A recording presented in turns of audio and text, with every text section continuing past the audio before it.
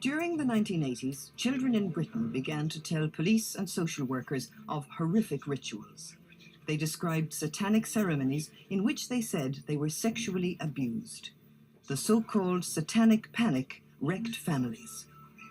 Accusations were that we were sacrificing babies, sacrificing animals, burning people, taking babies off the street, taking animals off the street and just sacrificing them, cutting the throats, things like that, drinking the blood. The satanic panic destroyed the reputation of social workers and put children at greater risk from sexual abuse. There was a climate created of deep distrust of social workers. And that, of course, affects the practice of every social worker. And for any child who's caught in a sexual abuse network, that is extremely bad news.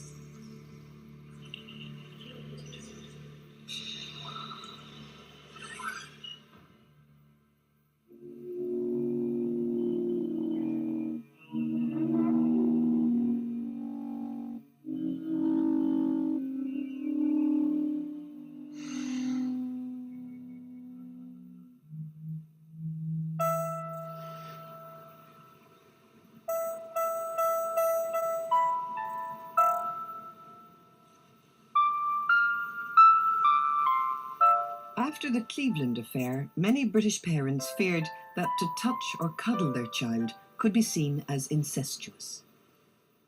An innocent home movie could be interpreted as obscene.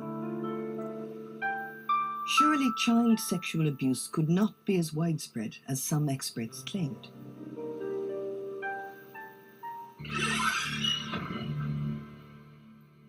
Satan had a good press in the 1980s.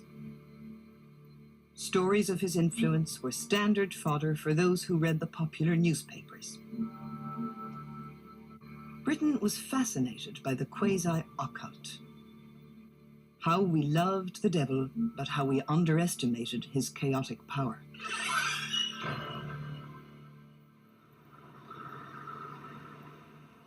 Those who were skeptical about the scale of child sexual abuse were soon stunned by the Broxtowe case in Nottingham.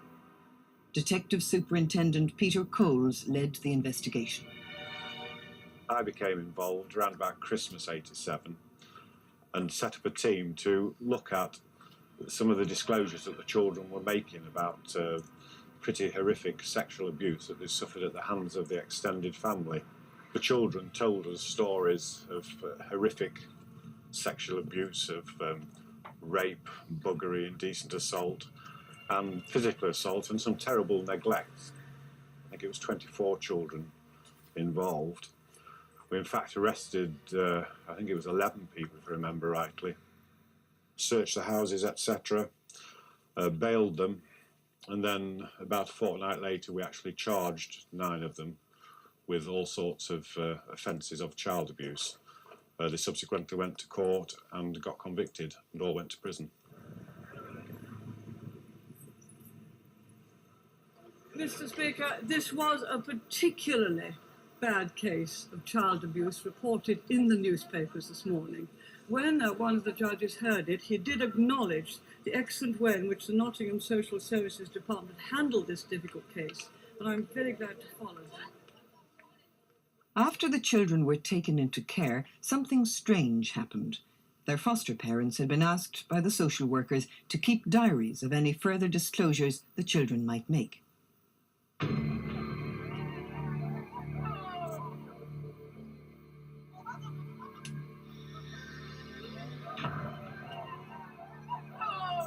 Firstly, a 4-year-old boy, then other children, began talking about parties with monsters, witches, and a big master.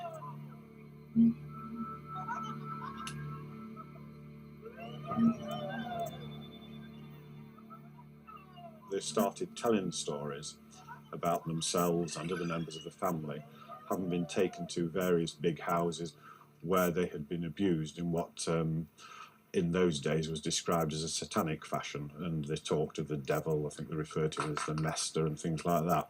She's a child, she's not aware of the consequences. Ray Wire, a consultant to the police and social services on sex offenders, had originally advised the Nottingham social workers about the case, but his involvement didn't stop there. It must have been about 4 months later there was a phone call left on my answer machine asking me if I knew anything about witchcraft. I subsequently went up to Nottingham and spoke to the social workers. I said I won't say anything, I just like to hear what actually the children are saying. And the foster parents with the social workers talked to me about the bizarre information they were actually giving. Neither the foster parents nor the social workers would take part in this film, but they did speak once. They described the children's disclosures shortly after the Broxtowe case was over. She told us about groups of people dancing round in witches' costumes, abusing her. There was at that time, she said it was a doll on the floor in the middle of this ring that they had to jump on it. And just things like that. And in a church and drinking blood and just all together. I mean, it was just unbelievable. The police were reporting to me and social services were getting very concerned about allegations of satanic abuse. And that involved allegations of murdered babies. I assessed the state of the evidence to decide what should be prosecuted by way of established criminal offences. And that's what we did. And in a sense, satanic abuse was a diversion which was in grave danger at times of taking, if you like, our eye off the ball. We said, look, this is what the children are saying. This is very clearly describing ceremonies in which children are abused. And they immediately said, there is no witchcraft in Nottingham. I don't want to hear about this. You'll lose the case for us. Just concentrate on the sexual abuse. We don't want to know about anything else. There were family get-togethers at which the adults would consume quite a lot of drink and the children were passed around as sexual playthings for the adults to abuse. But then it started chanting. Do you remember what you chanted? Yeah. Shout the devil's name. Just say, Satan, Satan, Satan. Keep saying that. During the investigation, the children's bizarre disclosures were apparently corroborated by members of the family and friends, one of whom later retracted her statement, though not this one. It was a beautiful little boy. He didn't even wear. He just said, I'll sacrifice his baby and slit his throat. Meanwhile, the children's disclosures just went on and on. She talked about a house with a big swimming pool and cameras, four-poster beds, things like that. Well, they came off a very poor estate. They'd be picked up by car, and I'd say, well, who told you to get in the car? You shouldn't get in strange cars, should you? Who told you to get in? My mum told me to get in. And then they'd go around and pick other children up, and then they'd go somewhere. Where? It was further disclosures by the children that disturbed the social workers and convinced them that abuse had happened, not just on the Broxtowe estate, but elsewhere. One of the children mentioned being in a strange room with 2 men and a woman where she was sexually abused and photographed. Every time there was any child porn seized, whether it was in Nottinghamshire or anywhere else, the officers that worked with me went to look at it to see whether any of our children were on it, and of course they're not. As a result of further allegations, the police were forced to widen their investigations. I came under considerable pressure to actually look at the satanic aspects of it once again. We then instigated Operation Golem, which was to look purely at the satanic aspects. We actually employed what we call our operational support department, which are trained searchers of houses. Each of those had a member of the investigative team with them. And when we visited the houses of the various people that we arrested, we virtually took the houses to bits.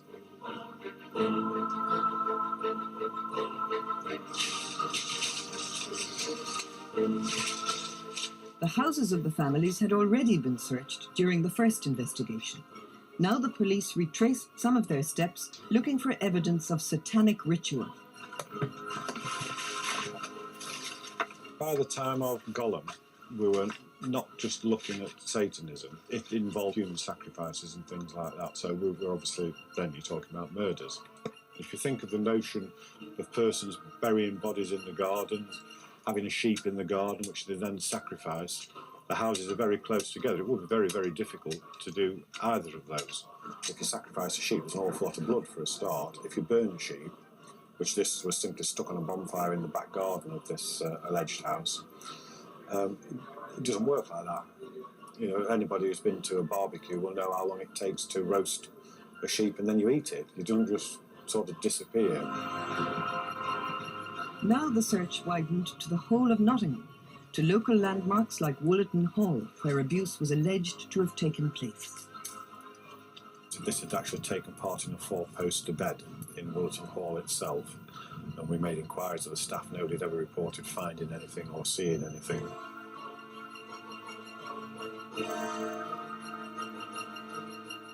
Allegations that Woollerton Hall was connected in some way to nearby posh houses had to be investigated. We actually made inquiries about a number of these houses up here because they were also meant to be connected to Woollerton Hall via tunnels. There are no tunnels that lead from here to Woollerton Park. There is no connection whatsoever with any of the people here, with any of either the abusers or the abused children.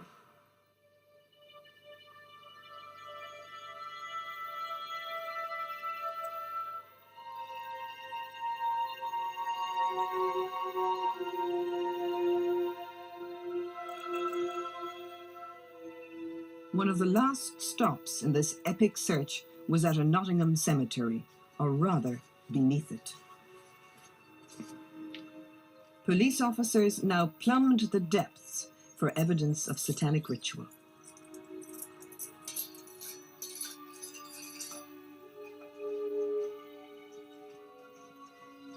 Yeah, this is one of the many places that we investigated. One of the children allegedly was scared when we drove past on with one of the foster parents. As you can see, it's a very eerie, haunted sort of looking place. The reality is it's a cut-through tunnel in one of the main old cemeteries of Nottingham where the hearses used to drive through. There is no sign of any sort of satanic rituals or mass orgies. It was habitual abuse, which may have had some ritual in it, in the sense that if they had a family party, then the children would get abused. If that's a ritual, that's a ritual. But to say that it was satanic and organised from the outside, then I was absolutely, totally convinced then, and am now, that it never was. With relationships between police and social workers in tatters, an internal joint police and social services report was commissioned to find out the truth of the matter. There is no evidence of satanic ritual abuse in the Broxtowe case or its aftermath. There is no evidence of any other organised abuse in the Broxtowe case or its aftermath. But the report was leaked. A damning picture of hysterical social workers and their advisors began to permeate the press. The report said Ray Wire may have put satanic ideas in the minds of the foster mothers. They need us somehow to be the person who made Nottingham satanic, and it's just, well, I think it was daft, was it not, for the fact that all of these things had major effects upon the whole future inquiries, that somehow it was overzealous social workers trying to get bizarre information from children, and it was not like that, certainly in my case.